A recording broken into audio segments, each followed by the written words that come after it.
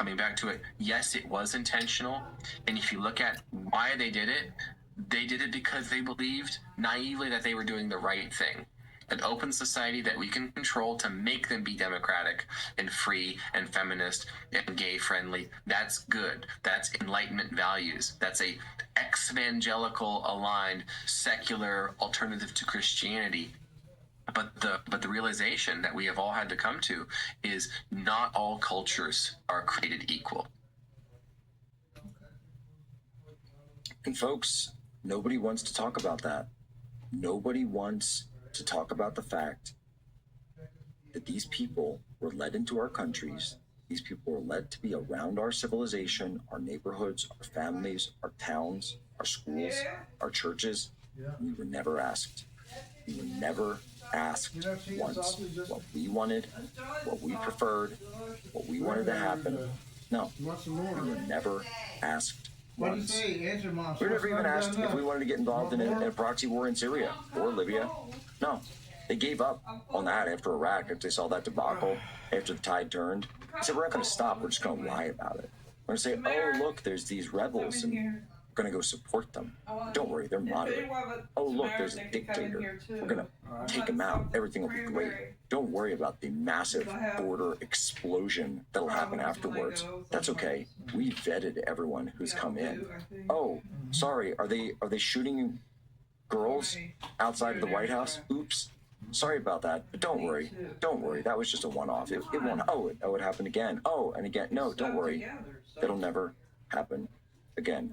With all of these regime change debacles that have brought the third world over here so that we become the third world, all I have to say, Jack, is stay on track. They all go back. Stay on track. They all go back. Love it. Every single one. That is the action item for us with these regime change operations. Right back, Hugh. That's it.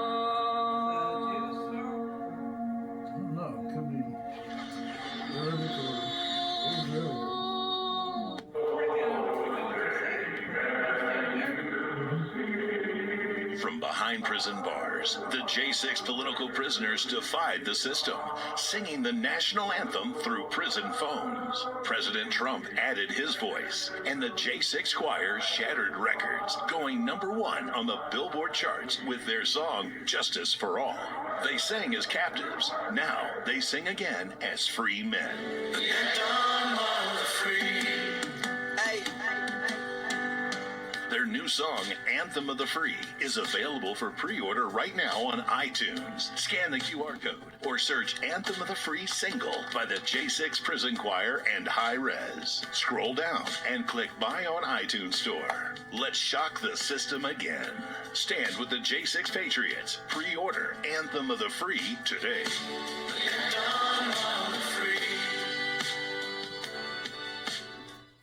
Harvard scientists are warning that a staple in the American diet could be linked to soaring dementia rates. Every day, millions of Americans are unknowingly eating foods that have been linked to rapid memory decline. Harvard research warns against an American breakfast favorite habit that's accelerating the onset of dementia in people as young as their 50s. Imagine 1 in 3 Americans dying alone in a nursing home, unable to even recognize their loved ones. And it's all because of a common food that you might have on your dinner plate tonight. Ivy League researchers believe that this could be the root cause of those frustrating senior moments so many of us are plagued by. But there's more than just remembering where you left your keys at stake. Your precious lifelong memories, your ability to communicate clearly, and even to live independently could be affected by these toxic compounds. But thankfully, there's some good news. The power to change the trajectory of your brain's health lies in a simple 7-second morning ritual. adopted from the Himalayan monks, that doesn't just stop memory loss, it completely reverses it. This ritual, rooted in ancient wisdom and confirmed by modern science, has the power to reduce inflammation in your brain, increase blood flow, and even activate your brain's natural repair mechanism. Just a few weeks of this daily ritual and you'll experience the sharpness of your mind returning, energy like you haven't felt for decades, and clear thinking and communication like never before. Over 45,929 Americans have already experienced this groundbreaking solution and are finally leaving senior moments in the past, protecting their precious memories, and once again enjoying their independence. Take Patricia from St. Petersburg, for example, who feared Alzheimer's was coming for her, just like her mother. Now she enjoys conversation without jumbling her words and can spend time with her grandson without her daughter worrying. If you've ever struggled with remembering names, walked into rooms and forgot why, or struggled to remember what happened last week, this 7-second ritual could be the lifeboat you've been waiting for. Imagine regaining the mental clarity, energy, and confidence you thought you had lost to the past. Imagine being fully present to enjoy every moment with your loved ones and experience your memories like they were yesterday. And learn about this incredible breakthrough that can protect your brain for the long term and prevent your memory loss from affecting your life. But I have to warn you, this discovery may not be available for long. Big Pharma are already pushing back, fearing their profits will plummet once this solution becomes widespread. Before this short presentation gets pulled from the internet, you owe it to yourself and your loved ones to learn the potentially life-saving truth. Please don't wait for you or your loved ones' memories to get worse. Stop what you're doing and tap Watch More now to uncover the 7-second ritual that can protect your memory, restore your confidence in conversations, and ensure your independence for years to come. Act now before it's too late. Friday marks 8 years of civil war in Syria, and today we're taking a look at how the ongoing conflict has shaped what some call one of the world's worst refugee crises. Let's take a look at the numbers. At least 6.2 million Syrians are internally displaced, while another 5.7 million have sought refuge abroad. 13 million people in Syria are believed to be in dire need of humanitarian aid. Well, folks, here we are. I got to tell you, at the end of the day, Syria stands as one of the clearest warnings in modern history. A war that began with protests against corruption became a carousel of foreign interests and agendas, each one convinced it could bend the Middle East to its will. Intelligence agencies drew lines on maps, diplomats drafted transition plans, think tanks issued white papers calling for managed change. But none of them could control the chaos they unleashed. Washington wanted leverage, Riyadh wanted influence, Tehran wanted survival, Ankara wanted dominance, Moscow wanted a foothold, and in Tel Aviv, security strategists watched every shift in power, every militia advance, every Iranian convoy, calculating how each outcome might tilt the regional balance, especially along the Golan and Levantine corridor in support of these operations. All of these players had their own map of what they thought Syria should look like, but none of them had a plan for what would happen when the country collapsed under the weight of their competing visions. And the Syrian people, the ones trapped in the middle between militias, proxies, airstrikes, sanctions, blockades, foreign fighters, global rivalries, never had anything to do with their lives in the first place. The great irony is this: every outside power thought that they were shaping Syria, but Syria ended up shaping them, exposing their limits, their overconfidence, their blindness to the law of unintended consequences. So from Afghanistan to Iraq and now Syria, we see the pattern emerge. Regime change is actually easy. Nation building is not. And when outside powers try to rearrange ancient cultures, sects, tribes, loyalties, with the stroke of a pen or the push of a drone button, the result is never the clean break they imagine. It is a chain reaction that they cannot stop. And that's the point. So go look at the destabilization of Europe now. And this is where the two Georges meet. Remember, George Bush launched the wars, and then George Soros does the nation building and brings in the migrants. It's all connected. President Trump spoke about this recently. He said that if the demographics continue the way they are in Europe, then countries like England and France may no longer be allies to the United States. They could become Muslim majority countries with nuclear weapons. Totally destabilized. Totally destabilizing allies that we've had for hundreds of years, since America's founding. France, our oldest ally, and the UK, of course, our mother country, from whence the United States derives. Europe, who the United States is indelibly linked to. That's why we have NATO, because we are all European, because that's where the United States comes from. That is where our history comes from. That's where our lineage comes from. And yet, somewhere along the way, we decided that we were going to be these global masters of the entire world, but also, in some strange fashion, able to invade the world, but invite the world at the same time. When Saudi terrorists blew up the World Trade Centers, we decided to invade Afghanistan and Iraq. We didn't do anything to the rogue factions of the Saudi royal family or Saudi intelligence services that were involved with this. Nothing at all. And we certainly didn't question the Bush family's ties to them. No, that would have been too much. They say past is prologue, and it's taken us a long time to get where we are. A lot has happened, a lot will happen, but what's great is that we have choice, we have agency, we have God's will. We have the ability to say, we don't want to live like this. We don't want to live in sin. We don't want to live with our countries being invaded.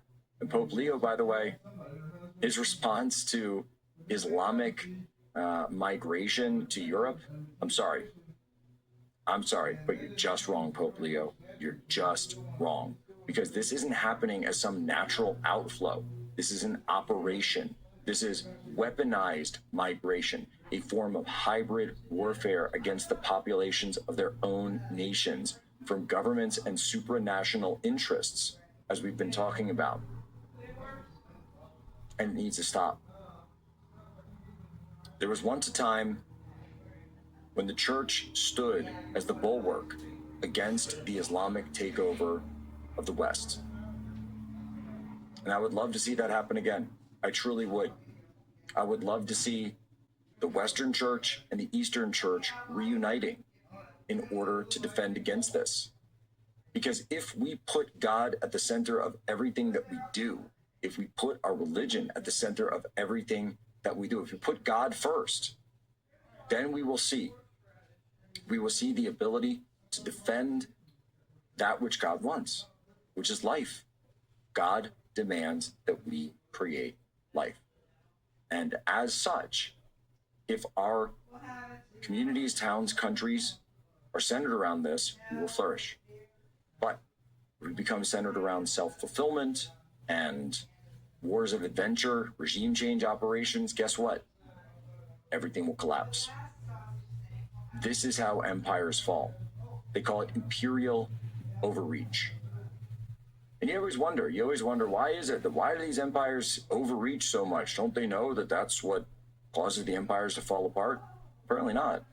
Because when you look at the situation we find ourselves in, you can still find people right now in Washington, D.C. that will sit there and tell you, till they're blue in the face, that it's perfectly fine for the United States to be involved in wars all over the world, all at the same time. Taiwan, Ukraine, Middle East, Iran, doesn't matter. Venezuela, do it all. 4 front wars, 3 front wars, 2 front wars. We don't need to do this. And what we're doing with Tales of Regime Change specifically is, I'm not making a political pitch one way or the other necessarily, but what I'm saying is, these are the stories of the times this has been tried in the past, in the recent past, and how things have done. And for some reason, well, I think we know what the reason is, we don't talk about the recent past. We don't talk about Iraq. We don't talk about Afghanistan. We don't talk about Syria. We don't talk about Libya. And yet all these things have happened. They've happened recently. We kind of wave our hands and we say, oh, it's not our fault, or it didn't really happen that way, or it was a shame, but we'll figure it out and we'll get it right this time. We'll get it right this time. No. You know who says that? An addict. That's the way an addict talks. The money printing, the hyperinflation, you can't separate that from the regime change wars of the United States. The economic situations with which we live today are totally tied to the things that we have done. Jack George. We could have gone to Mars. We could be colonizing the moon. But instead, we decided to take a detour and invade the Middle East. And as we close this chapter, remember this.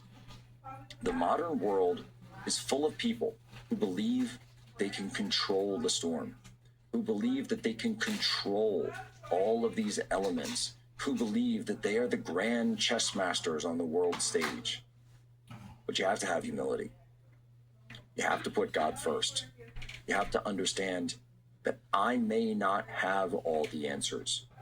You must fight and reject hubris, because hubris comes in many forms. Hubris is those golden sacks pulled over your eyes to close you down and make you think the only thing before you is gold, when in fact, the only thing before you might be sand. And Syria is what happens when you are wrong. The Syrian civil war, Operation Timber Sycamore, the rise of ISIS, the caliphate, the massive migrant explosion all across Europe, and yes, Muslim migrants. Number of abortions is still increasing. Ladies and gentlemen, as always, you have my permission to make sure. You're saying that's why God is.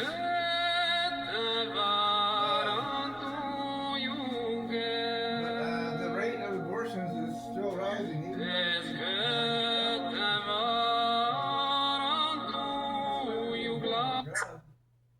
President Trump delivered on his promises, but we can't get complacent. None of our America First agenda will be secure until we build the Red Wall. Turning Point PAC is building the Red Wall in Arizona, Nevada, and New Hampshire, key battleground states where conservatives outnumber Democrats. We're funding door knockers who will win the next elections in 2026, 2028, and beyond.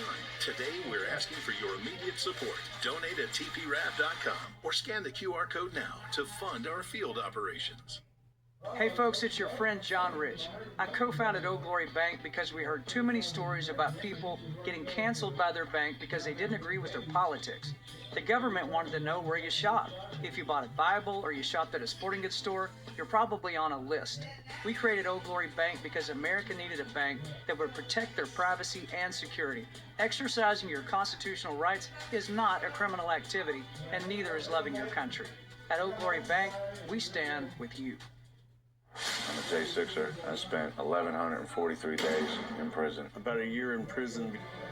We were prosecuted, persecuted. J6ers have been treated like terrorists, and we need your help. Stand in the Gap was founded to stand in the gap for J6ers working to rebuild their lives after being incarcerated. For just $10 or more, you can help these patriots get back on their feet again. Every dollar you give is being matched up to $50,000. Go now to j6support.com. This is America's Voice Live. And welcome to America's Voice Live. I'm Steve Griffin. The pulse of the people. We need somebody that's going to hear the people's voice. The truth the mainstream won't touch. This guy is, by definition, a globalist. And the stories that matter. Rav's own Ben Bergquam. Right up over this hill. We got one cartel. I see him. Live. Breaking news right now here on Real America's Voice. Unfiltered. These people are domestic terrorists. And unapologetic. We're here to take a stand for God and country. Let's feel good. America's Voice Live starts now.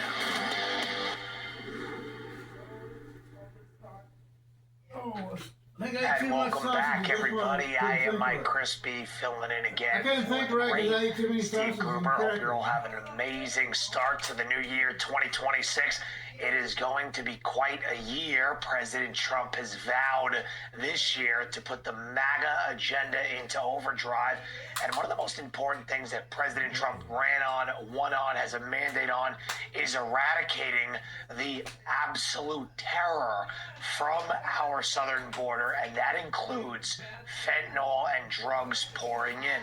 It seems like over the last couple of decades, presidents have largely ignored this. I mean, of course, it doesn't affect people in the major cities and the beltways, but The people in suburbia and in the rural areas are suffering, dying from hopelessness, drugs, you name it, and it is only getting worse.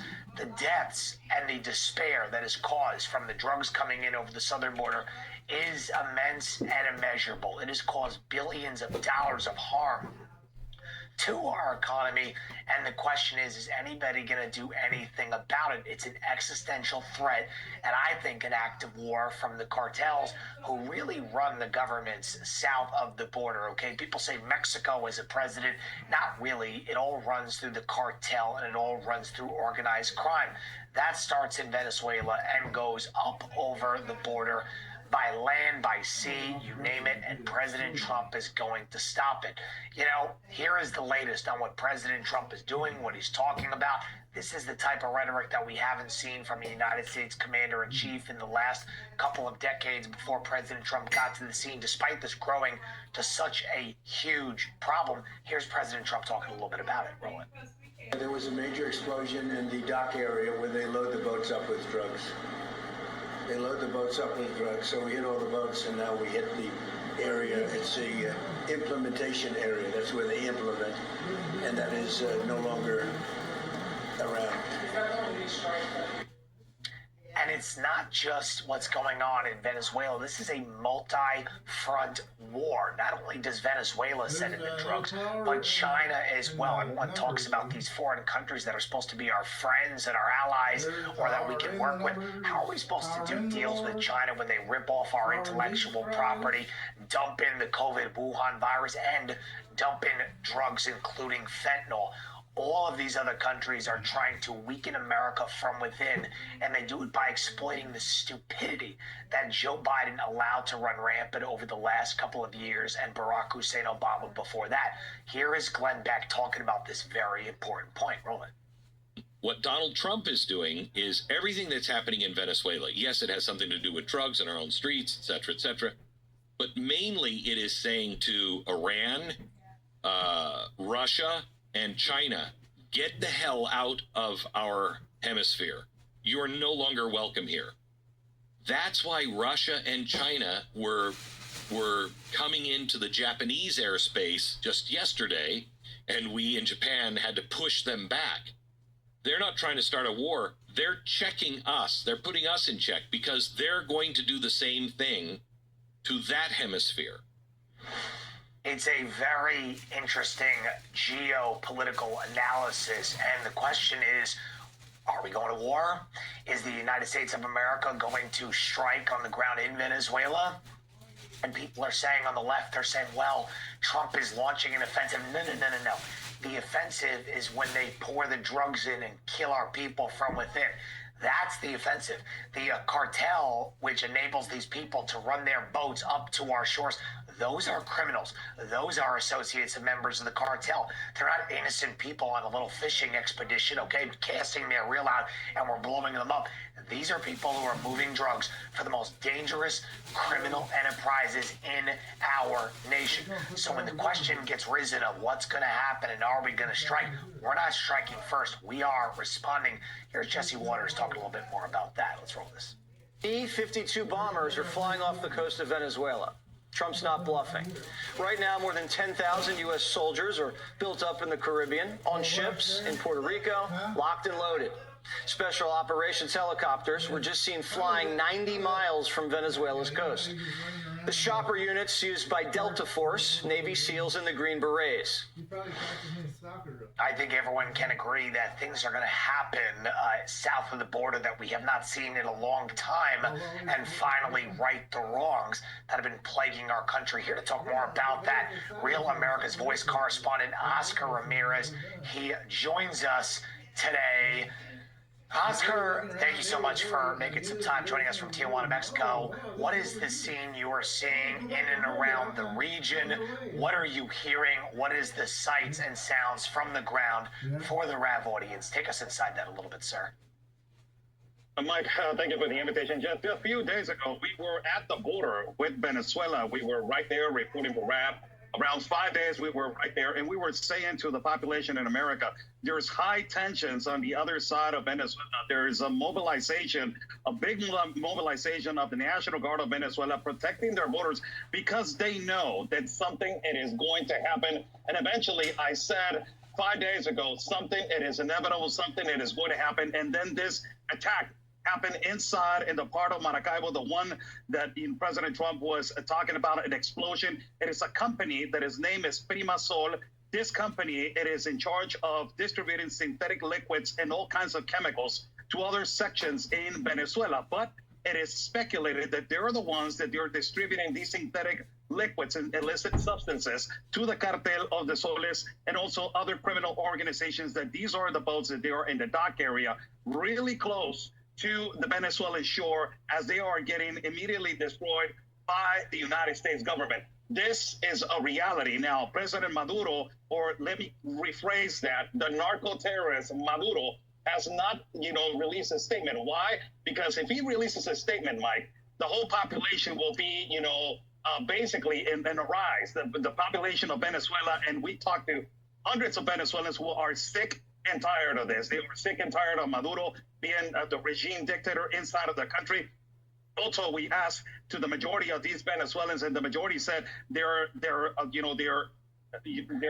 basically agreeing with Donald Trump that he has been designated as a narco-terrorist, that he designated the regime as narco-terrorist, that he has designated Tren de Aragua and Cartel de los Soles as a terrorist organization. The majority wants that regime to change. And the only way the Venezuelans see that they can change, it is an intervention by the U.S. military inside of their country. If the Venezuelan government was just happening and Maduro was doing his thing and it wasn't impacting the United States, maybe we wouldn't be getting involved. But the fact that it's causing death and despair on our shores, and as you accurately labeled him, Maduro is a narco-terrorist at this point, causing death for American citizens. And Trump said, you got to leave. You got to step aside. He doesn't seem willing to do that. Or is he, Oscar? What is the sentiment from people on the ground? Is there any scenario where Maduro flees or steps down? Obviously, the Trump administration is asking for it. Is that possible to happen? What are you hearing on that? Oh, he fell off?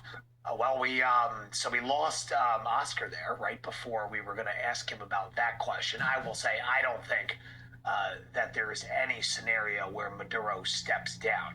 President Trump says we don't do regime change, and we don't. But when you have somebody who is causing all of the chaos in our country, that is an act of war. And of course, the United States of America is going to defend itself.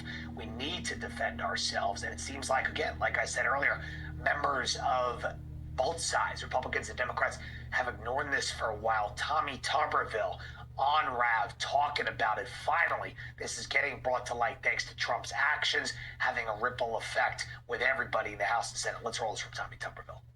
Pete Hegseth and President Trump are doing exactly what needs to be done. Since all three of us have been alive, we've heard there's a war on drugs. There's not a war on drugs till the President of the United States said this is going to stop. And he put his finger on it. He told the Secretary of War, I want this over with.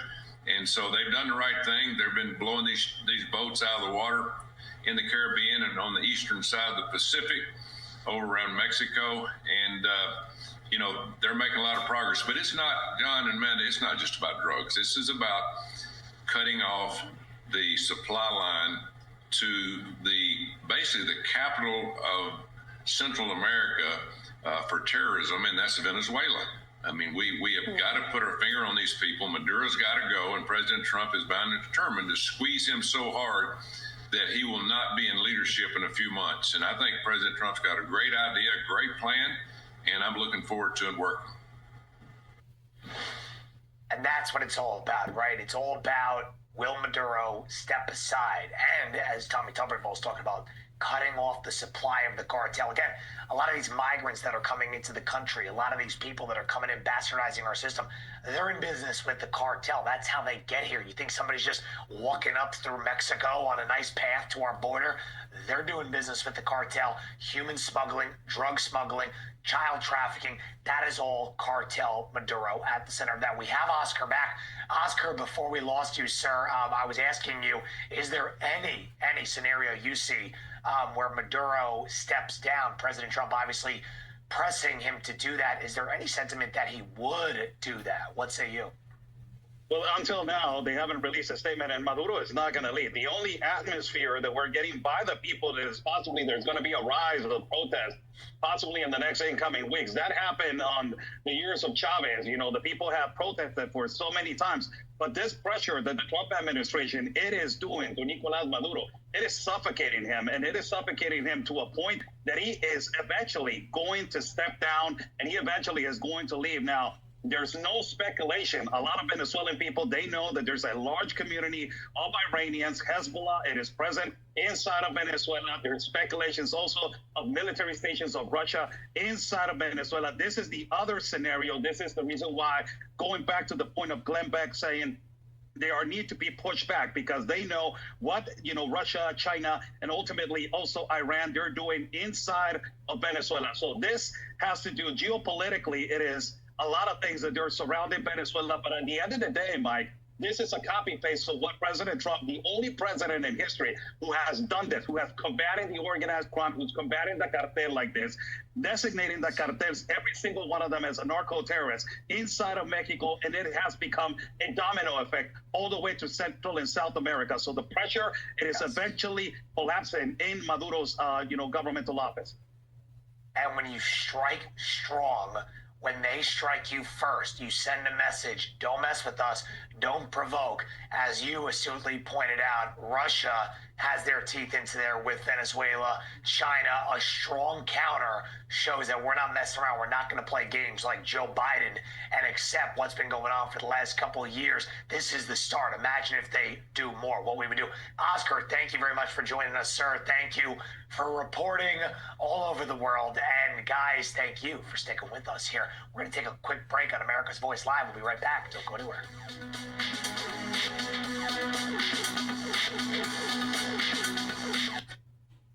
President Trump delivered on his promises, but we can't get complacent. None of our America First agenda will be secure until we build the Red Wall. Turning Point PAC is building the Red Wall in Arizona, Nevada, and New Hampshire, key battleground states where conservatives outnumber Democrats. We're funding door knockers who will win the next elections in 2026, 2028, and beyond.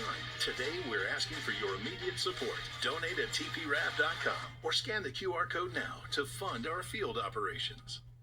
Hey folks, it's your friend John Rich. I co-founded Old Glory Bank because we heard too many stories about people getting canceled by their bank because they didn't agree with their politics. The government wanted to know where you shop. If you bought a Bible or you shopped at a sporting goods store, you're probably on a list. We created Old Glory Bank because America needed a bank that would protect their privacy and security. Exercising your constitutional rights is not a criminal activity, and neither is loving your country. At Old Glory Bank, we stand with you. I'm a J6er. I spent 1,143 days in prison. About a year in prison. We were prosecuted, persecuted. J6ers have been treated like terrorists. And we need your help. Stand in the Gap was founded to stand in the gap for J6ers working to rebuild their lives after being incarcerated. For just $10 or more, you can help these patriots get back on their feet again. Every dollar you give is being matched up to $50,000. Go now to j6support.com and donate today. Charlie may be gone, but his legacy lives on. In you, in me, in the groundswell of patriotism he ignited nationwide. Now it's up to us to continue the fight for the heart and soul of America in his stead. Visit tprav.com or scan the QR code to fund Turning Point PAC's grassroots operation. At Turning Point PAC, we're 100% committed to Charlie's big picture vision to build the Red Wall, starting in Arizona, New Hampshire, and Nevada, the three battleground states where conservatives outnumber Democrats. Go to tprav.com or scan the QR code and donate to support Charlie's vision. We can build an impenetrable red wall that will destroy the Democrats' plans and pave the way to victory for America First candidates in 2026, 2028, and beyond. Your gift helps us deploy door knockers, chase ballots, and ramp up our grassroots efforts for the fight ahead. Visit tprav.com or scan the QR code now to help us win in key battleground states. And welcome back to the show, everybody. I am Mike Crispy, filling in for Steve Gruber. Happy New Year. And I'm telling you, we're setting the bar very high for the story of the year, already just 2 days into 2026. What's going on in Minnesota right now might be the story of the decade, if you want to know the truth, with journalist Nick Shirley going out there and exposing the utter fraud, deception, deceit, and organized crime at levels I think we've never seen in the United States of America. And the way the left has defended it has been even more egregious. They're defending it. They're saying that, misspellings from a learning center on the sign happen all the time. That doesn't prove anything. And the fact that there's no windows and no kids there, that doesn't prove anything. And the fact that the people come out and they can hardly speak English and they menace you and threaten you and try to get you to run away. Those are the people who run learning centers and daycare facilities. Are you kidding me? Take a look at this and you can just see how absurd this continues to get as we continue to expose this on our side. Roll this. Hello. Can we speak? I would like to check a child in the daycare. Can I speak to a manager? Not really. Where can I get paperwork to file for my son? I wanted to put my son Joey in daycare. And after a few questions, the lady went silent. Looks like little Joey Shirley ain't going to daycare here. I will tell you guys, this isn't how daycare centers are, okay? I live in and around New York City. I walk by a lot of daycares every day, okay? You see kids, you see parents dropping them off, you see windows, you see them going outside in the little play area. That's not a daycare facility. That is organized crime getting exposed, and it just is absolutely shameful the way in which, even on this issue, the left can't align with us and say, you know what? This has got to stop. No, they will defend the criminality until the bitter end. I think they're showing, the left is, that they cannot be negotiated with. They are enabling this type of fraud, which I think amounts to domestic terrorism. Tim Walz, Jacob Fry, their political existence depends on the Somali votes. They're just going to turn a blind eye. Here to talk more about it is the chair of the Constitutional Rights PAC, Larry Ward. Larry, welcome to the show. What has been the fallout that you've seen across both the right and the left on this topic? Is something going to happen? That's what's on everybody's mind right now. Will we get action?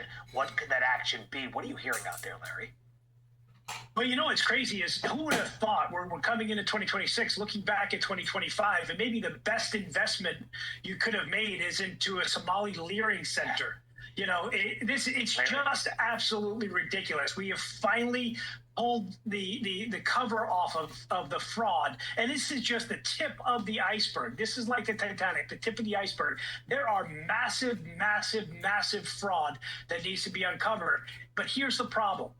See, the problem is that we started the year 2025 with Doge as a wrecking ball. That we made a lot of assumptions and promises. Everybody was excited about uncovering fraud, waste, and abuse in the federal government. If Doge was still around today, and our focus, and I'm not just saying the federal government, and I'm not just talking about the Trump administration, I'm talking about MAGA.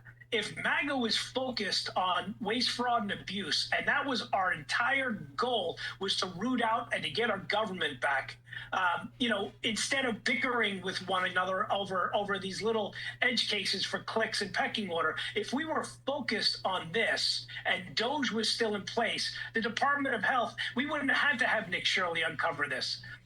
The Department of Health and Services would have already stopped funding to these Somali daycare centers. It really is, I think, of epic proportions when you look at the fact that we have an independent journalist doing it, and now everybody's saying, all right, where's DOJ? Where's FBI? Where's DHS? Get in there, take these people, round them up, get them out, cut off the funding. This is a criminal enterprise. And it is also interesting, Larry, how, when these people come in and the left defends them, they say, these are people who came into our country because they were seeking asylum and fleeing oppression. So they come to America, a white country. Oh, and surprise, surprise, their excuse when they get busted by fraud is that they are afraid to talk to somebody because they're white. Let's roll this clip. There is one child in there. Yeah, I'd like to know if this is a legit business. Me, I'm scared of you too. How come I can explain everything? You're scared of me? Yeah. Why? So for you to cut it. Because of my color. You said you're scared of me because of my color. Does that make you a racist? Yeah, no. But you said you're scared of me because of my color. I'm not saying you're racist. You said you're scared of me because of my color. That makes you a racist. So right now, they're all getting mad because he's showing the paperwork of this business being registered as a business. 74 children, no children. He saw one child when the lady opened up the door. So now they're all getting mad. What was this money spent on? 1.26 million. What was that money spent on? There aren't any kids. Ask the owner and the kids. Well, then why are you talking for the owner if you're telling me to talk to the owner? I'm sorry. Man, Doge would have a field day with that, huh? So what do you think right now? We're in this situation. This is running rampant. It's there for the people to see. The American citizens are like, what's going on here? CNN's defending it. Where do we go in the next couple months on this topic? A lot of people are saying, what will happen? When will it happen? What do you predict happens in the next couple of months here in Minnesota? Well, you got to follow the money, right? Because it's not just the Somali immigrants who are part of this scam. There are a lot of Democrat politicians that are on the take. You just look at the Democratic establishment inside of Minnesota. They were all getting tons of campaign contributions from these things, kickbacks from these daycare centers, and over and over and over again, you see the taxpayer funding Democrats or electing Democrats, and the Democrats fund fraud.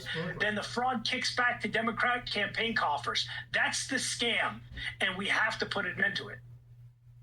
Absolutely have to, and the world is going to be watching to see, will that scam be squashed, or is the criminality going to be able to continue as Tim Walz and Jacob Fry make money? It is unbelievable. We've never seen anything like this. Larry, thanks for joining us to break it down. Guys, we are going to take a quick break on America's Voice Live. Don't go anywhere.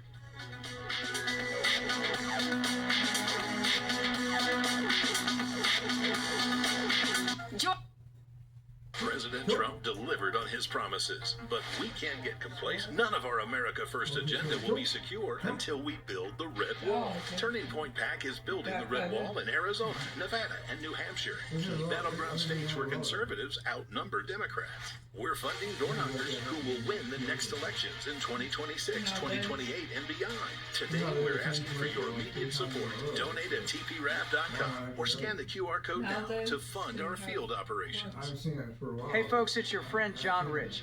I co-founded Old Glory Bank because we heard too many stories about people getting canceled by their bank because they didn't agree with their politics.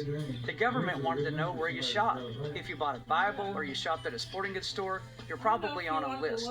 We created Old Glory Bank because America needed a bank that would protect their privacy and security. Exercising your constitutional rights is not a criminal activity, and neither is loving your country. At Old Glory Bank, we stand with you. I'm a J6er. I spent 1,143 days in prison. About a year in prison. We were prosecuted, persecuted. J6ers have been treated like terrorists, and we need your help. Stand in the Gap was founded to stand in the gap for J6ers working to rebuild their lives after being incarcerated. For just $10 or more, you can help these patriots get back on their feet again. Every dollar you give is being matched up to $50,000. Go now to j6support.com and donate today. Charlie may be gone, but his legacy lives on.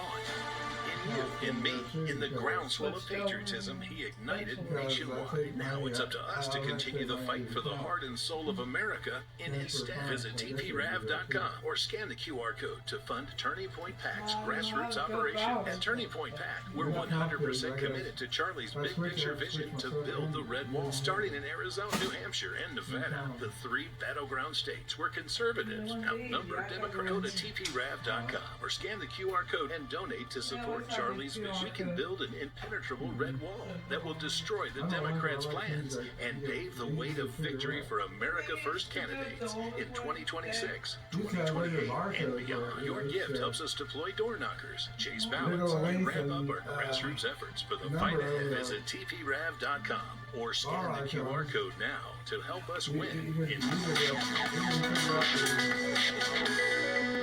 And welcome back to the show, everybody. I am Mike Crispy, filling in for Steve Gruber. The year 2026, is the economy set to boom? President Trump got elected because everybody knew at the time of the election that he was going to be the man to take this Biden economy, Bidenomics, remember those days? Flip it around, save our country from the crushing transfer of wealth from America to the globalized world. We've never seen anything like it before. President Trump's a businessman. He ran on this. And, you know, when you have to untangle a giant mess, it's going to take a while. Trump jokingly said at the beginning of his term, he said, you know, it's been 2 weeks and everybody's yelling at me that the price of eggs haven't come down yet. They're going to come down. And lo and behold, a month or two later, the price of eggs were down. Now in Trump's full second year in office, what are we going to see with the market by and large? Let's listen to President Trump talk a little bit about the work that he is about to undertake here as the year begins. Roland. I inherited a mess, and I'm fixing it. When I took office, inflation was the worst in 48 years, and some would say in the history of our country, which caused prices to be higher than ever before, making life unaffordable for millions and millions of Americans.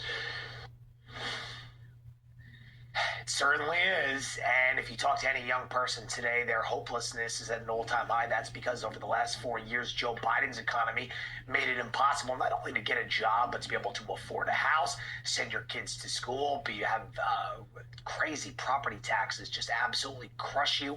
More money into the government, less to show for it. But there are signs of positive news coming on the way. Let's take a look at this. 6.18% 30-year fixed mortgage, that's down. 3% shelter inflation, 2.7% overall inflation, down a little bit, but the GDP number there, the last one, 4.3%, booming. So as the entire country waits and sees what's in store for their wallets in 2026, here to break it down and give a preview of it, host of the Heartland Journal podcast and author of Songs About the Heartland, A Journey from Wall Street to Main Street, Steve Abramowitz. Steve, thank you very much for joining us. Happy New Year. What do you say? What do you see? What is your outlook here as we kick up this year economically? Happy New Year to you too, and I think Happy New Year to your listeners. The official U.S. Treasury policy for my whole lifetime historically has been a strong dollar being in the national interest. But Trump comes along and he has economics that has explored methods to devalue the currency, which they refer to as the Mar-a-Lago Accord. Trump has frequently stated, you make a hell of a lot more money with weaker dollar. The core belief is that the strong dollar makes U.S. goods too expensive for foreign buyers, while a weaker dollar boosts overseas sales for U.S.-based multinational corporations, such as manufacturing of construction equipment or other heavy machinery. So in a nutshell, he prioritized the benefits of the manufacturing jobs economy, export sector, and the traditional view that a strong currency is a sign of overall economic health and stability for the rest of the world. He said not a weak dollar, but a weaker dollar. That's what he says, and he got it. The U.S. dollar had its biggest yearly fall since 2017. So how do you project that for people at home who are saying, wait a minute, dollar's weaker? That doesn't sound like a good thing. We're bringing in billions of dollars of tariff revenue. So is it going to be built back to our economy when it was at record highs back in the day? Can people expect that again? Or are you saying something else? How do you parse that for the viewers at home? Well, a strong dollar, let's put it this way, makes it more expensive for international buyers to buy our stuff. A weaker dollar makes it better for them, economically speaking, which gives us a tailwind when we are a globalized economy. We are an export economy, which is what Trump has been focusing on, as opposed to a domestic economy where, yes, it's true that the cost of living may go up for us, reasonably speaking, but it keeps the economy going and it keeps the jobs and the manufacturing jobs, which we've hollowed out ever since the WTO and NAFTA. So the proof is in the performance. So for 2025, the NASDAQ Composite Index outgained the other major indices, about up 50% since spring, over 20% for the whole year. While that is the best of the U.S. market averages, it's nowhere near the gains of the international equity markets like Brazil, Germany, Euro stocks are all up more than 30% for the last year. And the emerging markets, this is key, United Kingdom and China, all large caps, the big ones, up over 25%. So Trump's export economy is raising all boats. That's good for a global economy. Now, I want to ask you one last question, and then interesting analysis there. Interest rates. Trump talks a lot about interest rates, always beating up on Jerome Powell over the last couple of years. Give us a quick breakdown here. We have about 30, 40 seconds on the interest rate saga. Help make sense for the people at home on what that means and what that looks like. Trump is always fighting Jerome Powell on this. Talk a little bit about that. Interest rates, the most important benchmark interest rate in the world is the 10-year U.S. Treasury. And so the lower that goes, the cheaper a mortgage becomes, which makes home affordability a possibility. That's why he's talked about the 50-year mortgage, so that your monthlies are lower than if it was out of reach for most people, which it technically is. And of course, we're talking about inflation, which is also a benchmark or a bellwether of an interest rate. The further out you go, the more interest you're supposed to go. That's supposed to show the economy is strong. But since it does translate into mortgages and banks lending money to individuals to buy homes who usually have jobs to pay the monthlies, the lower interest rate, the better. And it is actually acting as a headwind to what Trump is going to do. So if they do come along and do raise rates lower rates a couple times in 2026, that dollar value devaluation that I was talking about can continue making our export economy, which is jobs, the more powerful. All right, I like it. Some insightful economic analysis from Steve Abronowitz. Steve, thank you very much for joining us, and we will see how that all unfolds. Guys, we're going to take a quick break, and more America's Voice Live continues after this.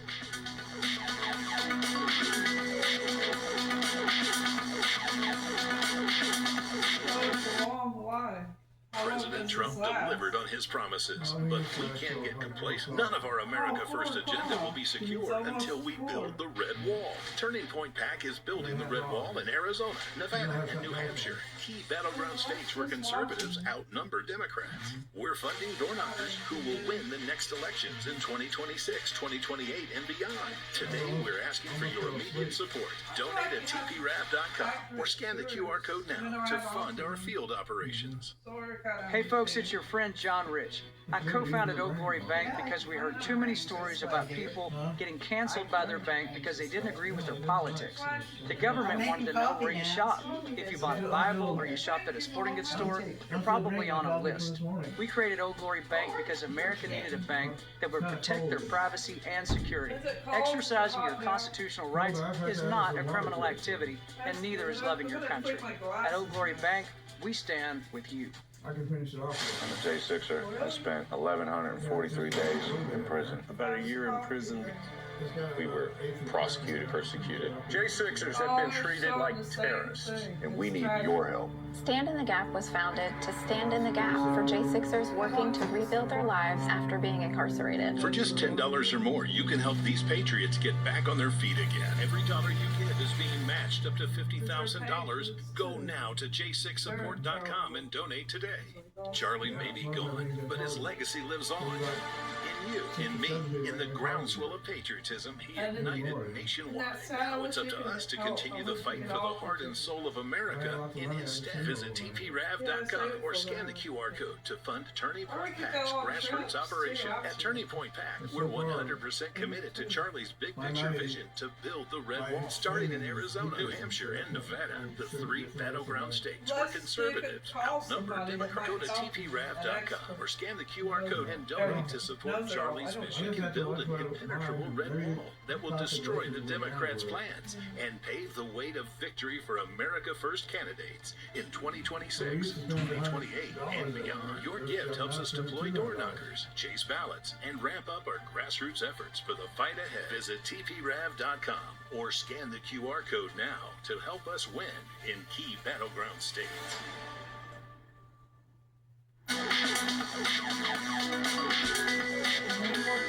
And welcome back to the show, everybody. I am Mike Crispy, filling in today for Steve Gruber. And over the last couple of years, DEI has plagued our economic institutions and caused an absolute loss of learning for so many people in high schools, colleges, college campuses, master programs, you name it. DEI has infected it and caused massive loss of learning and therefore problems with our future economy because of it. It is a organized racket that basically prioritizes people's skin color and other feel-good things or what have you over absolute merit. It's quite fascinating how that works. And it seems like we're on the path to getting it solved. There was a report by Accuracy in Media, UNC Charlotte administrator named Janique Sanders. They caught her admitting that the university was continuing the DEI despite repeals for such policies, and people said this is good. We're going to get results here. Looks like something's happening. Looks like we're moving the ball down the field in the right way. But it seems like she is not backing down. And here's a little throwback to remember who this psycho is. Those things happening? Yes. Love. Okay. So equity work is still happening on campus. Don't worry.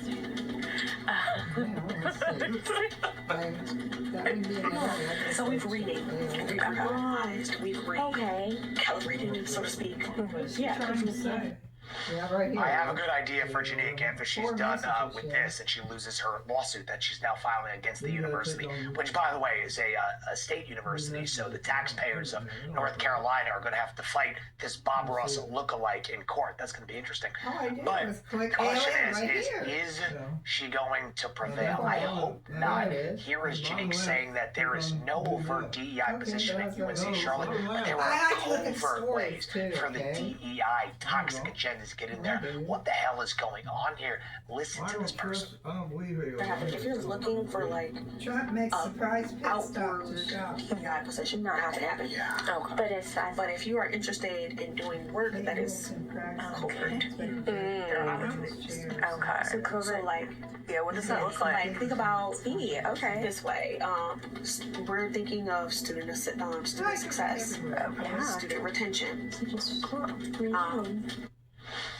Oh, you're gonna rename it. That'll solve it. It would be funnier if it wasn't horrifying. There are people like this monster all over the country in every single educational institution who have an obsession with taking your kids, destabilizing them, and having them buy into this agenda, which obviously is rooted in socialism, Marxism, and everything wrong with our country. Here to talk a little bit more about it, this is the president of Accuracy in Media, the outlet that broke all this. Adam Gillette joins us. Adam, what is the latest on this person, the lawsuit? You guys busted it up into the open. What's been the fallout of that since? Just talk a little about what's happened since that time and what's going on with this psychopath. So we released our first round of investigations into North Carolina's higher education system earlier this year. And I think every university we investigated, and there were about 8 of them, every university fired their staffer. It included the Dean of Students at UNC Asheville. Janique Sanders at UNC Charlotte is the first to sue the university. I bet they'll probably settle with her because it's not their money. It's our money. And when she talks about wanting to do covert work, to your point, if you're working for the government and you're not working for the CIA or the FBI, you shouldn't be doing anything that's covert. You work for us. The taxpayers should be suing the university system for misappropriation of funds. I completely agree, and you hit the nail so perfectly. They'll settle, this woman will make money, and then there'll be copycats of it all around the place, which I want to ask you about are the copycats. You mentioned UNC Asheville. Talk a little about some of the other examples you've seen of this and some warning signs. If people have kids in these schools, they hear their kid talking, they come home from a vacation or a school break, they're talking about this stuff. What are some of the warning signs where parents watching this can say, I'm going to look into this more because there's another, whatever her name is out there. Talk a little bit about that, other things you've seen, different flavors of this, and the warning signs. Here's a great warning sign for you. If your kid's not going to Liberty, Hillsdale, or the University of Austin, this stuff is happening on their campus. And I say this as somebody who I've visited college campuses in 48 states. I've done the math, that's most of them, and it's everywhere. I've been undercover and confronted administrators at dozens of red state universities. People think that DEI is merely an updated version of affirmative action. It's actually far worse than that. It's a prism they push in every facet of education to teach young people to view the world through a prism of oppressors and oppressed.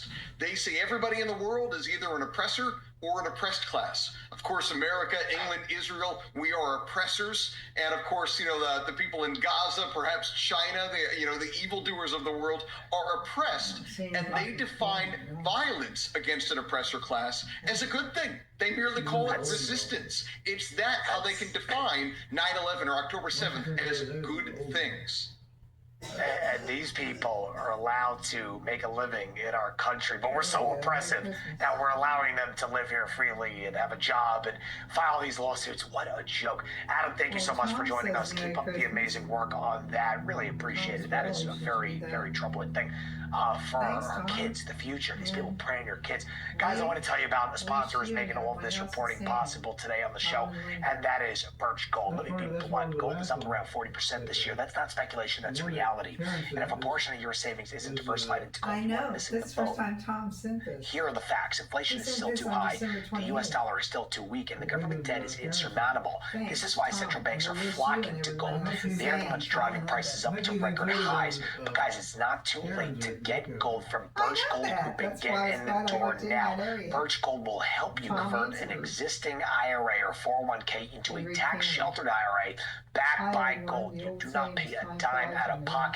To get started today, just text America to 989898 and claim your free info kit to learn more. There is no obligation. Just take the useful information. And you know what? This is the best indicator from past to present. Gold has historically been the safe haven of your value for millennia. What else? What other investment can say that? So guys, one more time, text America to 989898. Claim your info kit today and secure your wealth with Birch Gold. We're going to take a quick break. We'll be right back with more America's Voice Live. Don't go anywhere.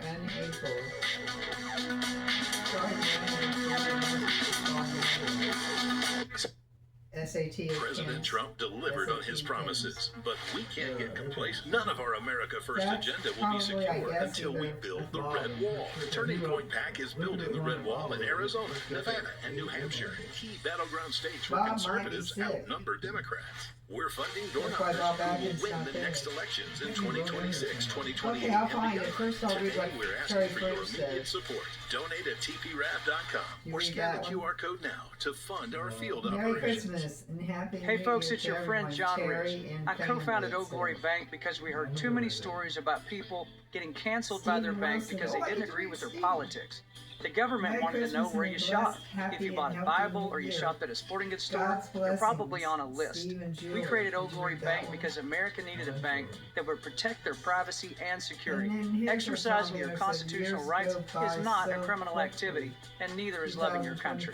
At Old Glory Bank, we stand with you. I'm a J6er. I spent 1,143 days in prison. About a year in prison.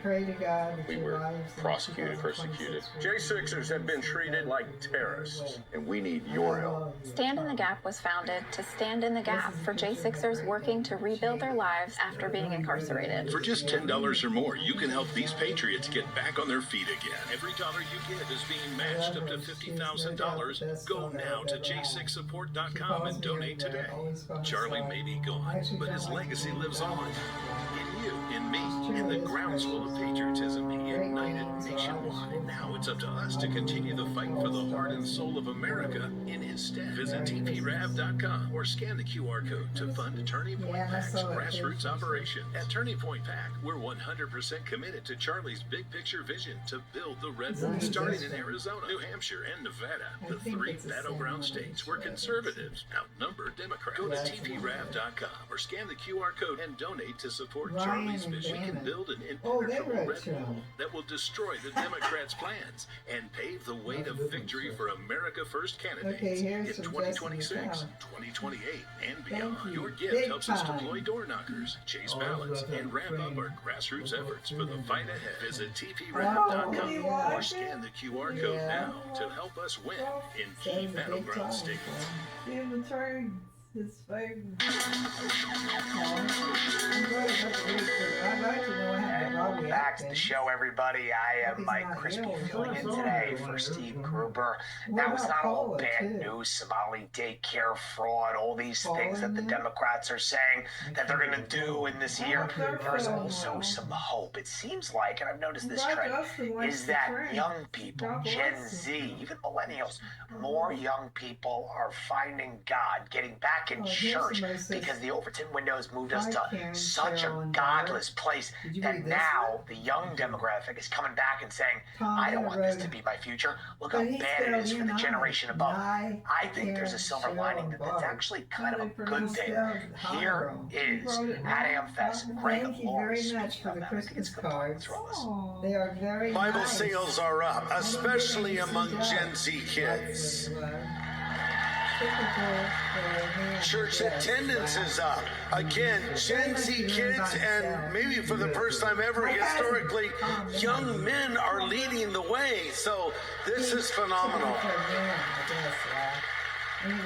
And I think Charlie's tragic assassination has only poured rocket fuel on an existing revival fire that's getting stronger and stronger. You know, I can say that personally myself. I haven't been to church in a couple of months, and after Charlie Kirk's tragic assassination and his message being spread out, I've been back, and I'm very, very happy to be one of those people that he is talking about. Here to talk more about it, which I think is a nice topic for the show, a little bit uplifting. The president of Communio, JP DeGans. JP, welcome to the show. Thank you for joining us. Talk a little bit more about this phenomenon, and do you expect it to continue, and what effect do you think it will have here? Really, it's a battle of good versus evil. People trying to take advantage of our kids and harm them. And there seems to be a pushback that I think is really nice to see. What do you make? Yeah, look, there's something real going on. We see it. We work with more than 400 churches around the country. We're hearing it from our pastors that we work with. There's some data that the Barna Group has compiled that shows Gen Z are attending, those who attend are attending more frequently on average than older generations. There is an increase in the number of men, as you noted, young men that are showing up to church over past trends. So I think it's real. I think there's a lot of what the world has been selling people is that life is meaningless, and you go and find your own source of meaning and purpose, and folks are finding themselves empty inside when they do that. A lot of young people are turning back to traditional means of deep meaning, and that is most frequently found in faith. It's frequently found in close relationships of family and in marriage. Yes, and I think that is an encouraging sign. And my question to you is, do you think it'll be enough? I mean, again, we've strayed so far from the founding fundamentals of this country. We were founded on religious principles, really, and we've drifted so far from it. And now people are coming back. Do you think it's enough? Give us a little bit of an outlook on that, a little bit of a forecast. Will it be enough to get this country back on track before it's over the hill forever? What do you think? Yeah, look, as a Christian, I have hope, right? And hope is a theological virtue. I'm also an optimist, and just looking at trends. There's an old saying in economics that a trend that can't go on forever won't. The reality is those who are getting married and having children disproportionately are more likely to be conservative, church-going people. In fact, there's new data analysis from the Institute for Family Studies that shows a massive gap between conservative women and their likelihood of having kids and their prioritization of having kids. I think there's a 40-point gap between them and their liberal counterparts. So that suggests that there's, that there's going to be a revival. There is already the makings of a revival. You're going to see increases in the number of, I would think in the next 20 to 30 years, you'll see an increase number of people getting married, staying married, and going to church. In the short term, I think we're starting to see those seeds of revival start to take root now. I like it. And you know what? Hey, if more conservative women are having kids and the liberal women choose not to and live with their cats in an apartment and some job nobody cares about, maybe in the long run we'll be okay and we'll help populate them. So I like it. Thank you very much, JP, for joining us. Guys, You know what? I West think it's a and good Reese. message here as we start the year. Oh, Keep the okay. faith. Okay, I like And that that's message. And I want to tell you guys about a family. sponsor that is making this message possible Thank here. you, Tom, And those are our he friends at the says. Wellness Company. Guys, doctors have warned us, Merry okay, Christmas to all of that you. I this hope year's the flu holidays have season been was going to be a rough one. for you guys. Now even mainstream I hope the media outlets holidays are have reporting been for that you new, guys. more Are you all in good virulent health? and severe I think flu strain that's is the spreading most important as thing for fast all here of in the us. USA. The kicker, Seems like it was the just already ineffective yesterday. flu vaccine is even less Oh, effective this is against this Tom new strain. Banners. I thought it was What the Tom mainstream media Brody. won't tell you is that Dr. Peter McCullough warned about this Tom weeks Brody. ago. Tom Brody That's said why it was I a- trust the Tom Brody Wellness was Company's on the two-step thing. approach. Step one, preventation through immune defense nasal and throat sprays used daily to help support your body's first line of defense right where the virus is entering. Step two, early treatment through the contagion emergency kit that is physician-prescribed antiviral options so treatment can start early if you get sick and you are not stuck in long lines or shelling out big money at the urgent care during this holiday season. Guys, get prepared right now at twc.health/voice and use promo code VOICE to save 10% off today. Again, guys, that is twc.health/voice. And use that promo code and get ahead of this flu season with the Wellness Company's immune defense sprays and contagion emergency kit. And do not forget, use that code, take control of your health. You'll feel a lot better after you do. All right, we're going to take a quick break and we'll be right back with more America's Voice Live.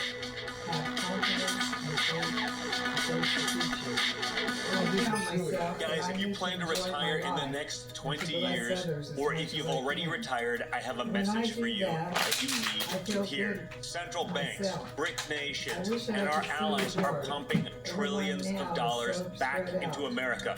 But every dollar they send could make your savings worth less. Hi, I'm Donald Trump Jr., and I just want you to be prepared for the future. So protect your hard-earned savings with gold.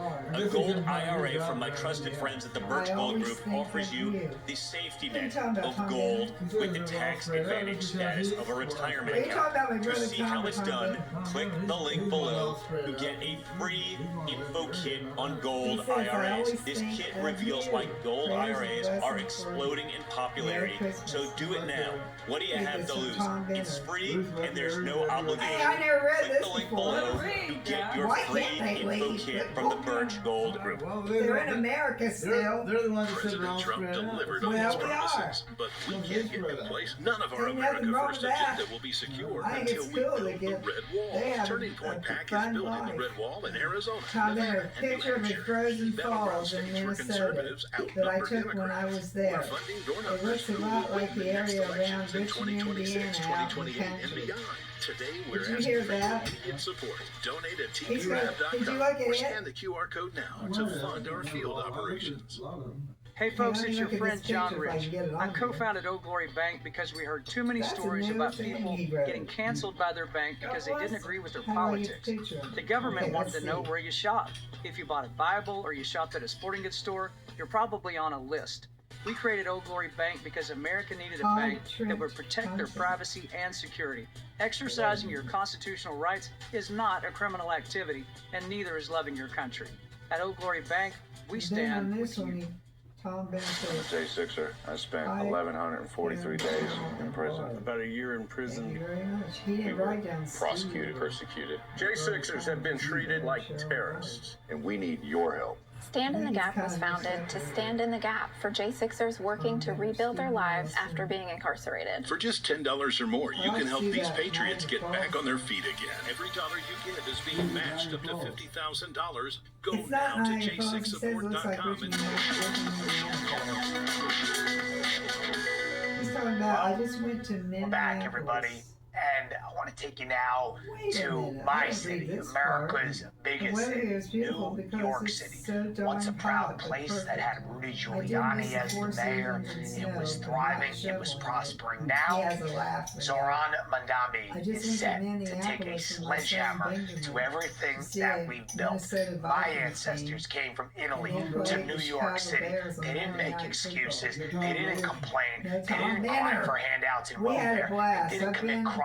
They worked and they built the greatest city in the world. It was our rugged individualism as Italian Americans and at the time other immigrants, Irish Americans, Polish Americans, they came to the city. They built something special. People didn't complain and they embraced not only the way of life in New York, but America. They came here and embraced America. You didn't see one American flag at Zoran's inauguration, did you? You didn't see one. You didn't see any patriotic displays or appreciation for the system that got this communist where it is now. We are in uncharted waters right now. The difference between my ancestors and the people who voted for Zoran is that they came to America to make a better life in America and embrace this country. The people coming in over the last 20 years who have been empowered by the globalist left, these people want to undo America. They want to elect the third world that they came from, and that is how Zoran got in here. A lot of people were saying to me, Mike, how does the city that experienced 9/11 elect Zoran, who swears himself in on the Quran? How does that happen? And I say, you know how that happened? He's got a crazy looking the face. people who voted for Zoran were not here during 9/11, 2001. They weren't here. Zoran's election was because of the people who moved here over the last 20 years since 9/11. Those people voted for him overwhelmingly. That's why he is the mayor of New York. And listen to the way he talks. It is the exact antithesis of everything that we stood for, everything that's made our city great and our country great. Individualism, achieving, excelling, working, winning. He says, no. It's going to be one nice socialist soup, whether you like it or not. And I'm the chef. I'm stirring the pot. And I'll tell you if you get some more rations or not. It's sick, but it's here. Roll it. Stay safe, everyone. We will draw this city closer together. He's talking about We Hurricane will replace Milton. the frigidity of rugged individualism with the warmth of collectivism. If October our 9. campaign demonstrated that the people of New York yearn for solidarity, then let this government foster it. Because no matter what you eat, how you pray, or where you come from, the words that most define us are the two we all share. New Yorkers. And you know the funny thing about how phony that was, that all those people out there, they were promised free food, they show up, no free food, they didn't even have bathrooms set up for them, okay? There's your socialism in a nutshell. Zoran arrives in a yellow cab, he came in a yellow cab, there was a security guard driving the car in the passenger seat. It is all an act, it is all a facade. This guy is a scam artist, and my question is the left going to hold them to the same account they hold other leaders of New York City? Even Eric Adams, the press like to get on his case. Are they going to hold Zoran to an account when he does stuff like this? Roll it.